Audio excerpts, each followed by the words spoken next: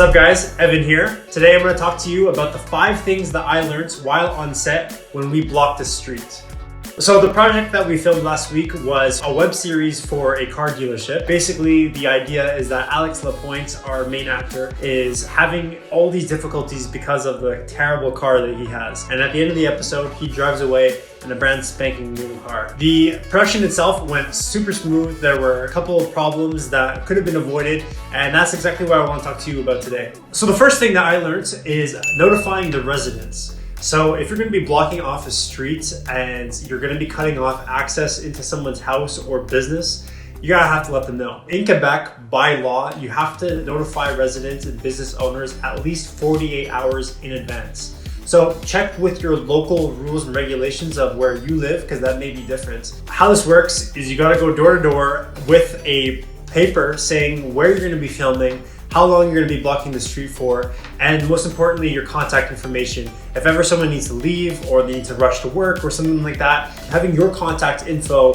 at the ready is going to be very appreciative for the person that lives in the area. So the second thing I learned was informing the police. They're going to be surveying the area. If you're going to be closing a street outside, they have to know. So what we did is we created a document that included the list of the crew members that are going to be on site, a map with color-coded areas of where we're going to be and our activities, then a little synopsis of what you're going to be filming, and then of course your company paperwork. So that's like your permits and your insurance, things like that. They need to know that stuff. Several times when we were on set, we saw police just come in, they took a look at us, gave us a good nod, and went on.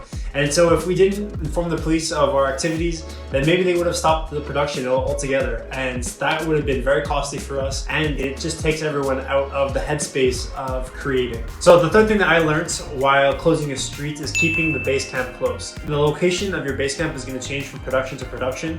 But if you're closing a street, time is of the essence to you. And so if you want to have things like your batteries changed, if you want to have an actor holding or any other kind of materials that you just don't want to keep with you on site, keeping a base camp close allows you to be versatile in terms of what kind of gear you're going to be bringing. That way, any last minute pickups or any other gear that you don't have space for on set can be easily obtained. So the fourth thing that I learned is just because you have all the permits and paperwork done doesn't mean that the set is going to be successful. If you're blocking the streets, you're most likely going to need to have reserved parking zones too. You of course have to be there early to make sure that if you have a designated parking zone, no one's going to be parking in there. That's something that we experienced when we showed up on set. We had parking signs put in place 24 hours before the production started, but when we arrived, unfortunately, there's cars parked in our area. I feel really bad for the person, but we had to tow a car because they were in our spot. So we had all the paperwork done, so it was legal to do. But just because you have it done doesn't mean that when you show up on the day that things are going to run smooth. There's always going to be little things that you have to be keeping on track of. So the fifth thing that I learned is controlling traffic. So this is a big one. When you're closing the streets, having somebody at the barricade, controlling the traffic with a walkie-talkie, talking to the production team is super, super important. So they need to have things like their vests, they need to have a flag, and they need to have a barricade, and ideally with safety cones around to make sure that the production team who's on the streets isn't going to be getting hurt. Communication is super important. If you're not closing the street for the entire day, then you're going to have to be letting cars pass by every now and then. Think about it. If you're going to be filming during rush hour, then you're going to have a lot more people to deal with than if you were to film early in the morning or late at night. What's really important is if cars are coming through and passing by where your production team is, where the camera is, you need to have someone yelling, "Car!" or something.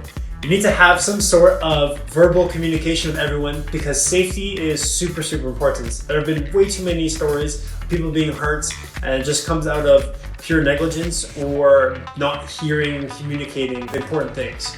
Thank you very much everybody for watching. If we missed anything, please let us know by dropping a comment down below. If you like what you heard, then please don't forget to like the video and subscribe so that we can get to our goal of 100,000 subscribers by the end of the year. Thank you.